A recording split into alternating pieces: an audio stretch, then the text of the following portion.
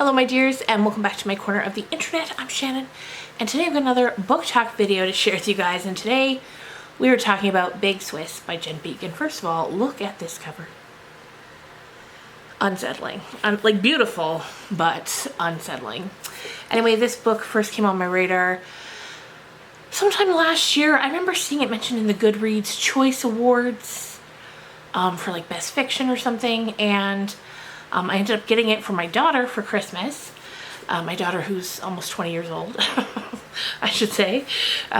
If you've read this, it's not for children, obviously. I didn't know much about it, but based on the reviews, I thought she would like it. And she did. She loved it. So she lent it to me, and I read it, and I just had to come and talk to you guys about it. So how the book talk videos work is, first I'll give you sort of a brief synopsis. Is this camera wonky? I'll give you a brief synopsis about the books, share some thoughts, and then I'll get into more spoilers for if you've already read it and you want to hear like more in-depth thoughts, or if you just want to hear me talk about it.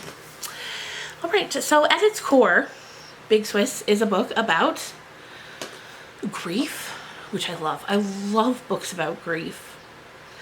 It's about grief, it's about guilt, it's about trying to find yourself while simultaneously punishing yourself. It's a whole thing. Anyway, our main character in this book is Greta. She's 45 years old, and she's a transcriber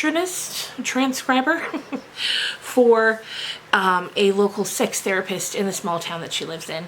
So basically she works from home. He sends her the transcripts from his sessions with his patients, and he wants them transcribed because he's writing a book. So she's at home typing him up, and of course she's getting a lot of intimate details about a lot of people in this small town. I can only imagine. Of course she doesn't know their full names. She knows their initials, but she knows their voices. So when she's around town, sometimes she'll recognize someone, and that'll kind of call to mind their problems. She starts transcribing the sessions of a woman that she nicknames Big Swiss. She's from Switzerland, and that's just kind of the nickname she gives her. And this woman is a doctor. She's 28 years old, I believe.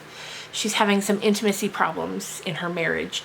She also went through a very traumatic event 8 years prior, in which she was very, very badly beaten and nearly killed. So Greta's listening to these tapes, and she's becoming very intrigued by Big Swiss, and kind of, I wouldn't say obsessed, but a little developing an obsession with this woman, just based on what she hears, just listening to her talk and getting to know her personality. Then, quite by chance, one day she's at the dog park with a couple acquaintances, and her dog gets attacked, and this woman kind of comes out of nowhere and saves the dog, and immediately Greta knows that's Big Swiss. And from there things just kind of snowball when Big Swiss, whose name we learn is Flavia, asks for her name. Greta gives a fake one because, you know, she has a confidentiality agreement with her employer, and she kind of panics, and it becomes a whole thing. And so they begin to build a relationship based on this lie of who she is, of what her name is, and it snowballs from there. I thought so that's the gist of it, and I really enjoyed it. I think I would probably give it a 4 or 4.5 star. It's not perfect for sure, but one thing I will tell you, it is laugh out loud funny. Laugh out loud funny multiple times. Definitely darkly funny, but very funny. There were so many times I'd be cackling reading it. It's dark, it's weird, it's not going to be for everyone. Right before I came to film, I was sort of just scrolling through the ratings on Goodreads. There's a lot of 1 stars and a lot of 4 or 5 stars. There's not a lot in between. And I tend to find those a lot of times, especially the weird books, are the ones that I do love. I just like when an author just kind of goes there, just picks something wild and just goes for it. I appreciate that. And this was definitely that. So, like I said, it's not going to be for everyone. There's definitely some graphic scenes here. I don't know what I can say. Yeah, I won't say too much, but there's some graphic scenes, graphic sexual scenes. But I really enjoyed it. And those scenes are so interestingly written. Jen Beagin's she's very clever, she's very sharp, she's very witty. And I love the way that she writes. It's very, I guess sharp's the best way to put it. But even those sex scenes, it's not like a romance novel. It's not that kind of sex scenes. It's definitely more real and gritty and off-putting at times. But it's a good read. And if this sounds like it might be for you, I definitely recommend picking it up. If not, then carry on. Maybe the next one will be for you. Anyway, here's the time to click away if you don't want the spoilers. But if you do, let's get on into it. So, you might have pieced together, or maybe you didn't, I didn't say too much, but what ends up happening is not only do Greta and Flavia form a friendship, they get into a romantic, intimate relationship with each other, neither of which really identified at any point in their life prior to this as lesbians. Like, Flavia, Big Swiss, she's married to a man currently, a man named Luke. And Greta, she's currently single, but she had been engaged to a man for like a decade. But now suddenly they find themselves both very intrigued with each other. And so Greta lives in this 300-year-old farmhouse that's falling down around her with her friend Sabine. She's known Sabine for years. They run into each other randomly. Before they were living together, they would run into each other randomly all across the country. Like, Greta would be in New York for something and she'd run into Sabine in a restaurant, or she'd be in New Orleans and she'd pass Sabine on the street and they'd be like, oh my God, hi. So they're just like, it's this friendship that they keep kind of getting pulled back together. So once Greta and her fiance called it quits, she moved in with Sabine in this small town. I don't know what state it's located in. It's called Hudson, the town. I don't know if that's a real town or what. So like this house, it's crazy. Like there's no heat. You build fires in the winter. There's bees. There's a beehive. It's the whole thing. So after Flavia saves Greta's dog, they start meeting first at the dog park. They're gonna walk their dogs, stuff like that. We also find out through the transcripts that the man who beat Flavia 8 years prior, he's recently getting out of prison. And she's nervous about that. And Greta's nervous about that. And at first Greta thinks, oh, she just wants company to walk within the park so she doesn't feel scared. But their relationship blossoms. And in time, eventually, like every evening, Flavia's going over to Greta's house, falling down though it may be, and they spend, a few hours together 4 or 5 times a week. And it becomes very intense and very passionate and a new experience for the both of them, especially because, like how I mentioned earlier, Flavia had been having intimacy problems in her marriage, but now she's not having those problems with Greta. And yeah, I will say there are times where it gets a bit repetitive because it's like a new day, Flavia's coming over, Greta's waiting for her. Like it gets a bit repetitive. I liked the parts where she was typing up the transcripts because it's always fun to hear what people's secrets are. But once you hit the midway point, it does get a little repetitive. I didn't find that it dragged the story out too much. Like, I still couldn't stop reading it, but it definitely does get a bit repetitive. And then eventually Greta meets Flavia's husband Luke, and he's a sweetheart, and like to him and his wife were getting ready to go on holiday. They want to have babies, twins run in his family. Flavia hopes it's twins. It's this whole thing. Greta's sitting there kind of horrified listening to all of this.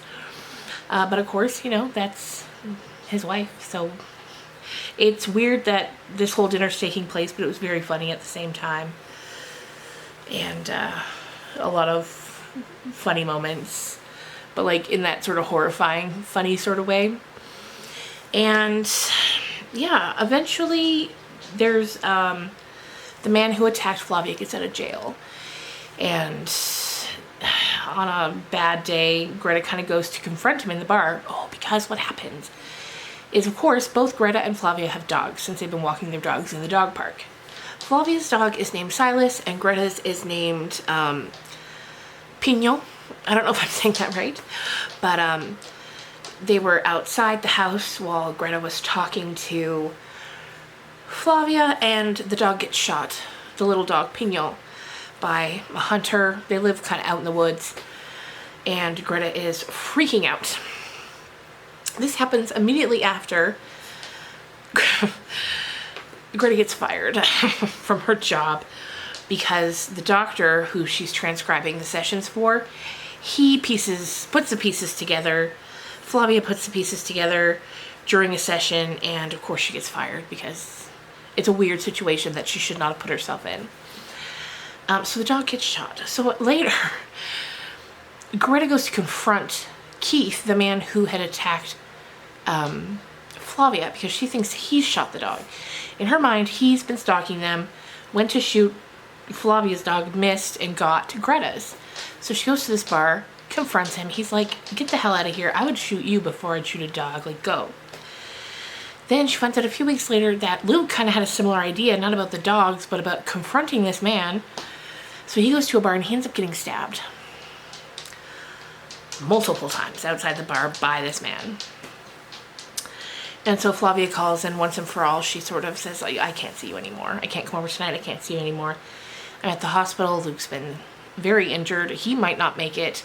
I have to stop being involved in this situation. And Greta's kind of like, you know, I'm sorry it's come to this. And it's a sad situation all around.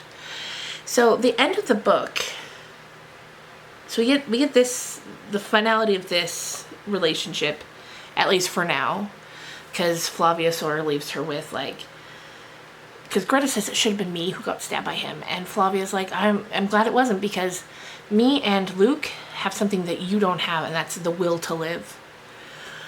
Because one thing that had been happening throughout the book was we would see Greta sort of journaling, and the journaling would take the form of writing letters to her mother. And we know that her mother died at her own hand when Greta was 13. And Greta has been carrying a lot of guilt and grief for this because she feels like she wished it to be. She feels like it's because of her that it happened. Because her and her mom had a very tumultuous relationship. Anyway, so Flavia's telling her all this, like, if you find your will to live, then come talk to me and maybe we can see each other again. She wants her to toughen up. So one of the things that had happened when Greta was getting fired was that her boss, the therapist, was like, listen, I'm going to give you 3 therapy sessions so you can try to figure out what the hell's going on with you. We need to figure this out. This behavior, not normal behavior. So at first she's kind of like, but she goes and she gets a lot of insights into herself and the guilt and grief that she's been carrying for her mother. And I liked those bits. I thought they were insightful and I enjoyed them. And then the end is kind of like Sabine, Greta's friend, and Greta sitting outside and sort of just enjoying the day. And because they got a couple of donkeys that Greta just calls the donks. One's named Ellington, the other one's called Pantaloon. And it's just them, you know, trying to figure things out and see where to go from there.